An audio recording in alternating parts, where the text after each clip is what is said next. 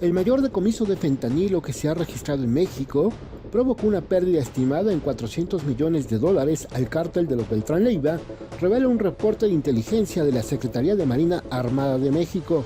Las primeras luces del amanecer apenas rozaban el Aeropuerto Internacional de Toluca cuando llegó la confirmación que los agentes de la DEA habían esperado durante meses.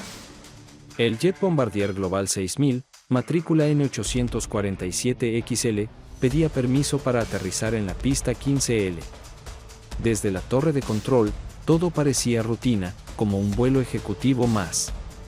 Nadie sospechaba que esa aeronave llevaba encima una operación de inteligencia que había comenzado medio año atrás. Lo que los tripulantes no sabían es que desde el momento en que despegaron de Caracas, cada movimiento había sido monitoreado. En un hangar cercano, convertido en centro de operaciones, Omar García Harfuch ajustaba su chaleco antibalas mientras observaba las pantallas que transmitían cada ángulo del aeropuerto. Llevaba más de 36 horas despierto. Sus ojos cansados no ocultaban la intensidad de la misión que estaba por desplegar. A su lado, el agente especial Michael Rodríguez de la DEA repasaba los documentos de cateo recién autorizados desde Washington.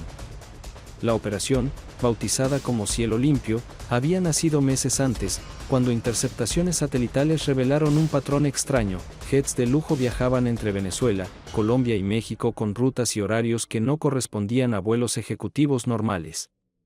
Entre ellos apareció el N847XL, señalado por un informante en Maracaibo que describió embarques sospechosos durante noches cerradas, siempre con trato especial en el aeropuerto. Los registros del avión eran un rompecabezas inquietante. Valorado en más de $60 millones, había sido adquirido por una empresa fantasma registrada en Islas Caimán, sin empleados ni oficinas verificables. Documentos filtrados demostraban que la supuesta propietaria, Meridian Sky Holdings, no tenía actividad comercial real.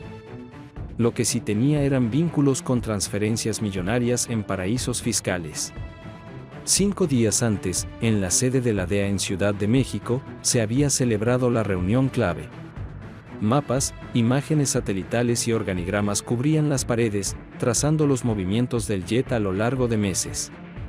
El aeropuerto de Toluca fue elegido porque el N847XL ya había hecho escala allí 3 veces antes. Su infraestructura discreta de aviación ejecutiva ofrecía el escenario perfecto para aislar al avión sin levantar sospechas. Los preparativos fueron meticulosos. Cámaras de alta definición se instalaron en puntos estratégicos para registrar cada detalle. Técnicos en estructuras aeronáuticas se sumaron al equipo, listos para identificar compartimentos secretos en el fuselaje. La sospecha era clara: el avión ocultaba fentanilo en espacios modificados con precisión quirúrgica. Para mantener el secreto, solo 3 personas en el aeropuerto conocían la verdadera naturaleza de la operación. La madrugada avanzaba con tensión creciente. Cada agente tenía su posición y su señal asignada.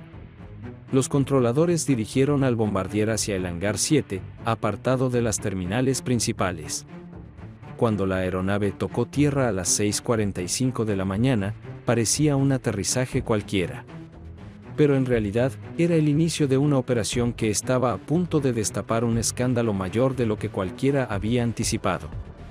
El Bombardier Global 6000 rodó lentamente por la pista, siguiendo las instrucciones de torre.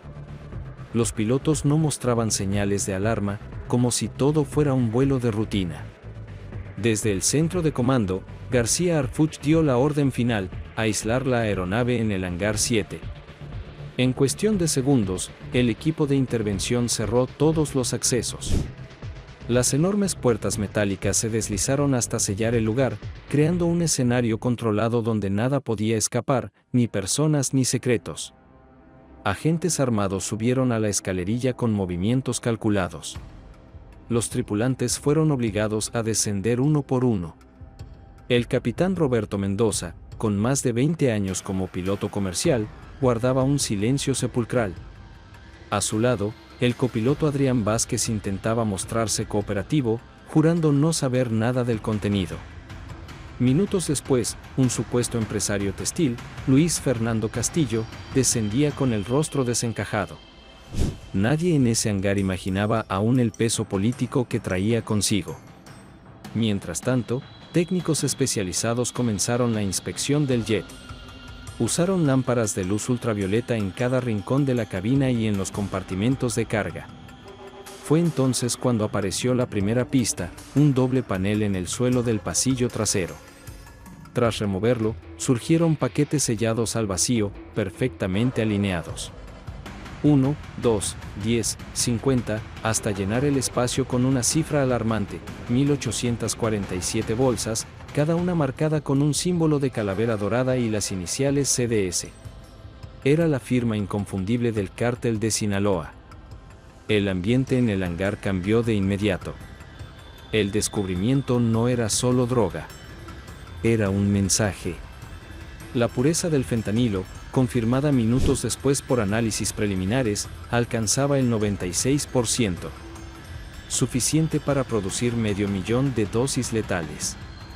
Harfuch cruzó miradas con Rodríguez de la DEA. Los dos sabían que esa incautación era apenas la punta del iceberg. Los primeros teléfonos confiscados revelaron conexiones aún más inquietantes.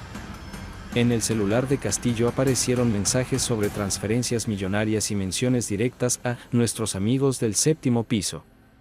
Los investigadores entendieron enseguida a qué se refería: oficinas judiciales en el Tribunal Superior. Los nombres comenzaron a circular en voz baja entre los agentes, magistrados federales, jueces de distrito, funcionarios que durante años habían dictado resoluciones inexplicablemente favorables a criminales de alto perfil. Cada minuto parecía destapar un nivel nuevo de corrupción. El copiloto Vázquez, presionado en interrogatorio, confirmó que en varios vuelos anteriores habían transportado no solo cargamentos de fentanilo, sino también pasajeros de alto rango. Algunos de ellos, figuras judiciales con poder para manipular sentencias y frenar extradiciones. La evidencia se volvía cada vez más difícil de ocultar. Afuera del hangar, la lluvia golpeaba con fuerza el pavimento de Toluca. Adentro, el escándalo apenas comenzaba a tomar forma. El avión que debía ser un símbolo de lujo privado se había convertido en la caja negra de una conspiración entre narcotráfico y justicia. Y lo más alarmante era que no se trataba de un hecho aislado. Los registros de vuelo mostraban más de 40 trayectos similares en menos de 2 años. Para Harfuch, lo descubierto esa mañana significaba una cosa: el enemigo no estaba solo en los cárteles, también se había infiltrado en los tribunales del país. Y detenerlo no sería cuestión de una operación aislada, sino de enfrentar a una red que llevaba años funcionando bajo la sombra de la impunidad. La madrugada se había convertido en un torbellino de revelaciones. Documentos hallados en un compartimento secreto del jet confirmaban lo que muchos sospechaban pero nadie había podido probar: magistrados y jueces federales recibían pagos mensuales directos del cártel. Cantidades que oscilaban entre $500,000 y $2 millones de pesos, depositadas en cuentas offshore con una puntualidad que hablaba de un engranaje aceitado. El primer nombre de la lista cayó como un rayo en la sala de crisis: Federico Ramírez Osorio, presidente de la Quinta Sala Penal. El mismo que en los últimos 2 años había liberado a más de 30 presuntos narcotraficantes por irregularidades procesales. Ahora quedaba claro que esas irregularidades eran compradas. Otros nombres siguieron: jueces que habían reducido sentencias, magistradas que habían blindado a empresas fantasma usadas para lavar dinero. El patrón era innegable. Mientras Harfuch revisaba las pruebas con un rostro impenetrable, la tormenta ya se desataba afuera. Las redes sociales servían con hashtags como #Justicia Corrupta y #Jet del Fentanilo. En cuestión de horas, la indignación se había transformado en protestas en el Zócalo. Estudiantes de derecho marchaban con pancartas que decían: si los jueces están comprados, ¿quién los protege? Comerciantes cerraban simbólicamente sus negocios en Culiacán y Guadalajara con carteles de "cerrado por vergüenza nacional". La indignación no se quedó en las calles. Universidades, colegios de abogados y organizaciones civiles alzaron la voz. Los noticieros abrieron transmisiones especiales. Televisoras interrumpieron su programación para dedicar horas completas al escándalo. La magnitud del caso había superado cualquier expectativa, no era solo narcotráfico, era la captura del sistema judicial. En paralelo, el impacto internacional fue inmediato. El Departamento de Estado en Washington pidió explicaciones, mientras analistas financieros advertían sobre riesgos de inversión en México. La bolsa mexicana cayó más de 3% en un solo día, y el peso se desplomó frente al dólar. La crisis ya no era solo judicial ni política, era también económica y diplomática. Los operativos se multiplicaban. Cateos en Polanco, en Lomas, en Valle de Bravo. Residencias de magistrados llenas de documentos, relojes de lujo y cuentas millonarias salían a la luz. El escándalo crecía como una avalancha imparable.